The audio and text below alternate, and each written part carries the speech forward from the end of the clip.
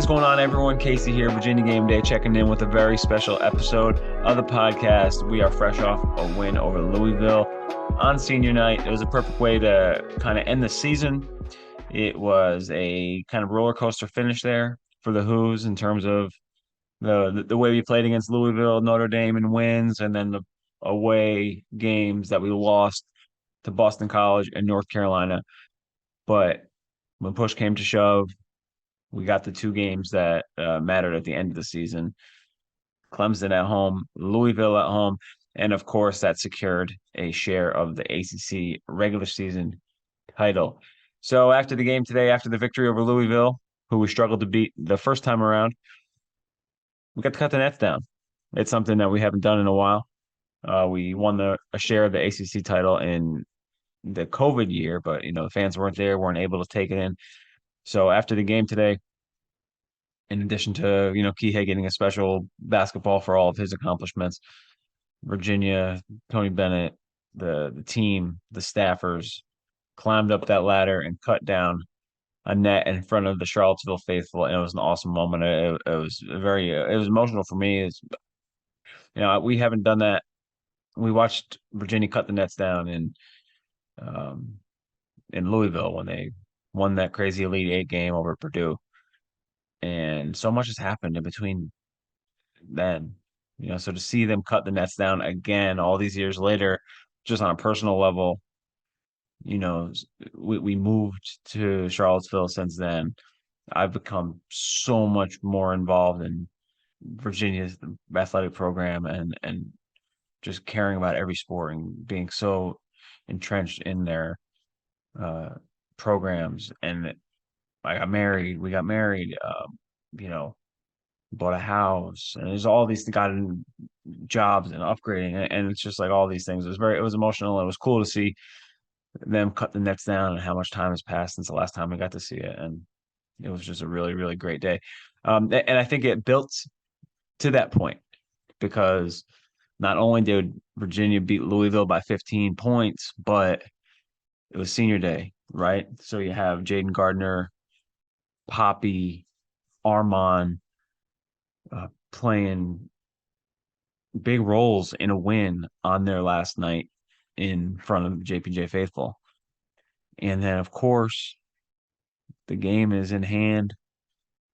It's like a minute and a half, and the student section, JPJ, starts, "We want Chase. We want Chase. We want Chase." And I didn't know if he was going to do it. We were up about 15, maybe 13, 14 somewhere, and it kept kind of teetering back and forth. And then with like 44 seconds left, the call came, and I got it on video. It's on my Instagram story, Virginia Game Day Instagram story at Virginia Game Day. And the crowd went nuts. The crowd went nuts, and I thought that was the biggest pop we hear, right? But Chase brings the ball up, gives a little move, and then splashes a three down nothing but net. And it was just like perfectly scripted, man. Perfectly scripted. The crowd was the most hype I've seen it all year in that moment, having Chase splash that shot down. And it just went erupted. The roof went off the place. Chase walking down the court with his three, and that's why sports is so great, man. That's why this team means so much to the city. Charlottesville is UVA, UVA is Charlottesville. These guys specifically have been around here for a long time. They've seen the highs, they've seen lows, and Chase means a lot to this program. And I think he'll probably be back at some point to be like an assistant coach or something. That's just my take on things. Man, it was a great way to finish out. We went to the game today. We kind of expected to win. We expected to see senior night, but I wasn't even thinking in the lead up to the game, like, hey, we're going to stay after the game and watch them cut the nets down, because you didn't think Pittsburgh was going to lose to Notre Dame ahead of time. And it just shook out perfect where we got this really great experience at JPJ today. It was an amazing, amazing experience. Yeah. So Virginia, co-champions of the league. The ACC bracket is pretty much set for the tournament. That would be the next, whipped cream on top of the sundae here if we can get the ACC tournament. Kihei's never won one tournament champ. They didn't get to play it in his his second year because of COVID. The third year they got COVID. They got COVID. They beat Syracuse on that big Reese Beekman three, and then had to bow out of the tournament because of COVID. And then last year they played, but they didn't do nothing. And then Kihei's first year they lost to Florida State, I believe it was. They won the Natty, but didn't win the ACC. So that would be cool for them to go into the ACC tournament this year and do some damage. They're going to be a 2 seed, double bye 2 seed. The top 4 seeds now. This is like pretty official, but not like 100% official. I just like going off of what I'm seeing, who's guaranteed on Twitter, and people. Some people have been posting it all day. But Miami in the 1 seed, Virginia in the 2 seed, Clemson. If they win, they're currently up big on Notre Dame right now. So if they continue and finish that game out, they'll be the 3 seed, and then Duke, who beat North Carolina today in the big 6 o'clock matchup, will be the 4 seed. Those will be your double buys, and then Pitt, man, Pitt going all the way from the number one falling down to a 5. That's a big fall for a team that was looking at a number 1 seed for a little bit there, but down to a 5 seed.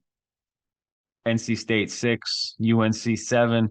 UNC is looking like they got to win the ACC tournament to get into the big dance, which is a shame because they started at number 1. You know what I'm saying?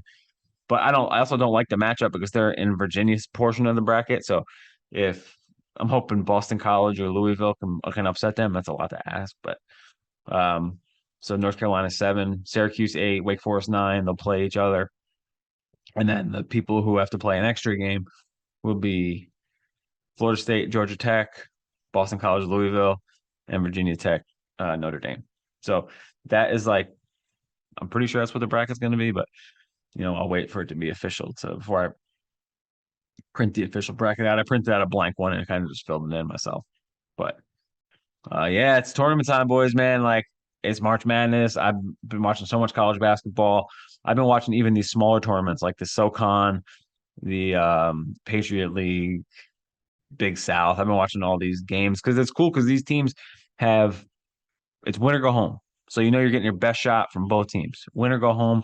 And you're seeing like this team, Texas State, just making a run. They had won 6 conference games this year, but now they beat ODU, they beat Marshall.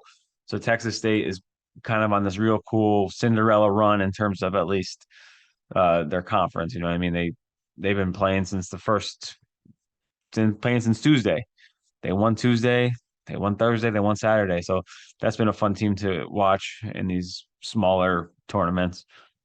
And Liberty too, Richie McKay, coach, former UVA assistant, Coach Bennett's, right-hand man. They're in the ASUN tournament final. They had a good game against they beat Bellarmine, I believe, and then they played against Eastern Kentucky. That was a good game against Eastern Kentucky. They play Kennesaw State tomorrow to punch their ticket. So a lot of fun to be had right now in March Madness. This is my favorite time of the year, and it's only getting started. ACC tournament coming up down in Greensboro. Lots of fun, lots of fun. So let's go through some of the stats for the game over Louisville today, like we always do. Virginia 75-60 winners over Louisville. Man, Virginia led the whole game. That's beautiful to see. And in the first matchup, I'm always going to be referring back to this matchup in Louisville where we won by 3 and everyone was tripping. Louisville led for 12 minutes, 12 and change. They didn't lead for a minute today. So that's awesome. And today we got a big contribution from our bench. And then in that first game, we didn't get much at all. We had 10 points in the first game. Today we had 25 points from our bench. So let's go through the numbers. Jaden Gardner in his last game, super efficient, was automatic as usual from the mid-range. He's put together a few really nice games in a row here. His mid-range shot is working, and I hope that he can continue that into the postseason because it's really one thing that we can rely on. Jaden finished with 16 points today. He's now had 16 points, 12 points, 19, and 16 in his last 4. So he's shooting the ball well. He's feeling it. And He's getting a lot of shots, and the more Jalen's a volume shooter, so the more he shoots, the better field he can get into. He finished with 16 on 8 of 12 today, an assist, and he was a plus 14 in his plus minus. Ben Vanderplas, 23 minutes. He's kind of settling into that, 20, 23 minute. The last three games, it's been 23, 21, 21. So he played 23 minutes today. Uh, Still's cold from the outside. Still is cold from the outside. But he did hit some layups. He did finish around the rim today, which has been nice because what's the one thing we've talked about recently, prior to the Clemson win? Missing the chippies, missing the bunnies. We didn't miss a lot today. We were 10 of 13 on layups, and Ben had, I think, all three of Ben's buckets today were layups. So shout out to my man Ben, BVP, came over here from Ohio and was a real asset to this team this year, and he's going to be a continued asset moving forward in the postseason. But he was such a big part of this team this year and this regular season title, giving us a different look.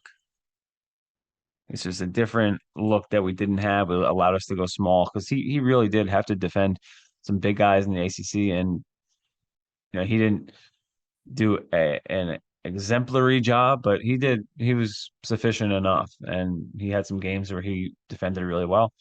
He had some games where he had taken advantage of a little bit, but that's what happens in the ACC. So Ben finished with 7 points today. He had three steals, and he was good with his hands. Ben's always good when the guy's like going up for a shot. He like catches the ball on his way up and slaps it away. And he did that a few times today, getting steals. So Ben, 7 points, three steals, was a plus 8 on his plus minus. Kihei Clark in his final game after a long time. I love that guy. 30 minutes, still is not shooting the ball well. He was 1 of 5 from three, 1 of 6 overall. And lately, he was 0 for 5 last game. So he's 1 for his last 10. But all that tells me is they're going to start falling in the ACC tournament and moving forward. Because Kihei's really worked on his shot in the last few years, and he's a good shooter. I trust Kihei. He's got to have a little space, but he's a good 3-point shooter. More importantly, he had 6 dimes, some beautiful. I mean, when they're running sides, he knows that offense inside and out, and he had some beautiful passes today. Hit his free throws. So 6 points, 6 assists for Kihei. And happy to see him. I mean, happy that he went out with a win. He got a special ball in his final game, and he'll have his numbers in the rafters one day at JPJ. Reese Beekman, 11 assists for my guy. Didn't take the ball to the cup a lot today. He was kind of just working the ball around, hitting guys, hitting Jaden, bounce passes to the middle. 11 assists, 5 points, only shot 4 times, but he was a plus 15 on his plus minus. That was the best of any player. So when Reese was on the court today, we, did better than any player. And he had 2 steals. No shocker there. Best defender in the league. Armand Franklin, 28 points. 28 minutes, 16 points in his final, we think. He went through senior day. So in his final UVA game, he could come back. Who knows? He could pull a Kihei and come back, or he could transfer again. I don't know. Go to play pro. I don't know. It's going to be some fodder for the next after the season, right? 16 points, very efficient, 5 of 8, hit all his free throws, 2 for 5 from deep, plus 11 on his plus minus. My man Armand, if it's his last game, I'm going to miss him too, who's a big addition coming in from Indiana. Worked through a lot of problems. Was very streaky last year, got a lot more consistent this year. Now to the bench. The bench, we scored 25 points off the bench today, led by my main man Ryan Dunn, who getting the jumper going today. A little, in the lane, little 10-foot splash like Jaden Gardner. Love to see it. That's one of my favorite plays too, because Poppy saved that. He got one that Poppy was great at the tipping the ball out. That was Poppy's specialty. Caden is good at like the lobs. Poppy's good at tapping the offensive rebounds out to re restart plays and save possessions. But yeah, so Poppy tapped it out. Ryan got it somehow and then splashed a little jumper from the middle. But Ryan played 19 minutes. He was a +9 on his plus minus. Finished with 9 points, 4 of 5. Continues to get his feet wet in the offensive game, and he did some things today. A little more confident shooting. Still not, you know, he still doesn't scratch the surface on his offensive game at all. And he passes it quick when he gets it sometimes, but he's getting there. When there's a little bit of room to operate, he's all right. Isaac McNeely, also +9 in his plus minus, finished with 7 points, 1 of 4 from deep, 3 of 6 overall. Get used to Dunn and McNeely, and then the two other first years who redshirted. Get used to Dunn and McNeely. It's gonna be a star tandem for a long time at UVA. And then Poppy. Poppy played 10 minutes, scored 6 points, was perfect, had 2 dunks, and I thought he got fouled on both, at least one of them.